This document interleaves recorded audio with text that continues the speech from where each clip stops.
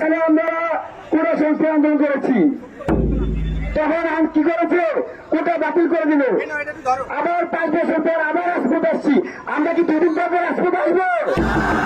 আমরা কি এবার সুস্থ সমাধান না করে ঘরে ফিরে যাব?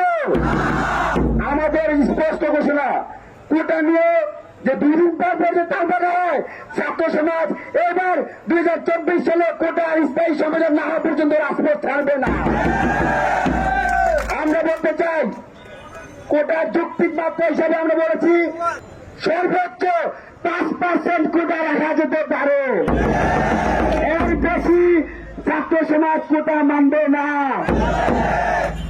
আরেকটা বিষয় আমরা বলছি, বর্তমান সময় স্বাধীনতার 53 বছর আছে, মুক্তিযুদ্ধের নাতি কোটা কি থাকতে পারে? আমরা মুক্তিযুদ্ধের প্রতি সম্মান রেখে সর্বোচ্চ মুক্তিযুদ্ধের সন্তানদের প্রতি কোটা রাখার আবেদন জানাচ্ছি। 500 কোটা দিয়ে এই দেশকে দলদাস বানানো যাবে না। এবার কৃষক, শ্রমিক, মেহনতি মানুষের শুধু সচিবদের না, সচিবের ছেলে সচিব হবে, কৃষকের ছেলে কৃষক থাকবে, এরকম বৈষম্য ছাত্র সমাজ মানবে না। আমাদের কি দাবি স্পষ্ট করতে পারছি? আমাদেরকে বারবার একটা কথা মনে রাখতে হবে, আমাদেরকে বলা হয় আমরা কি মুক্তিযুদ্ধের চেতনার বিরুদ্ধে। বন্ধুগণ, সংগ্রামী সহযোগীগণ, আমরা কি মুক্তিযুদ্ধের চেতনার বিরুদ্ধে? আমরা কি মুক্তিযুদ্ধের বিরুদ্ধে? আমরা কি মুক্তিযুদ্ধকে এদেশের শ্রেষ্ঠ সন্তান হিসেবে মানি না? সুতরাং উল্টা পাল্টা কথা বলে ছাত্র সমাজকে আপনারা খেপিয়ে দিবেন না। আমাদের এক দফা দাবি আদায় না হওয়া পর্যন্ত ছাত্র সমাজ গড়ে ফিরবে না।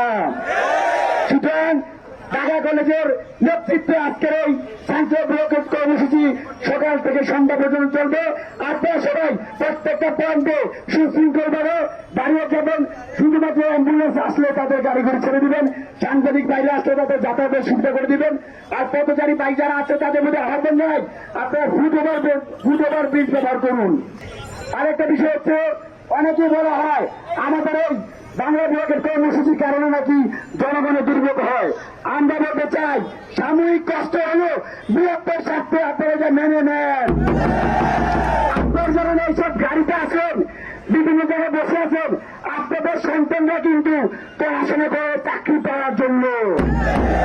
এই বৈষম্যের আন্দোলন আপনাদেরকেও সামিল হতে হবে।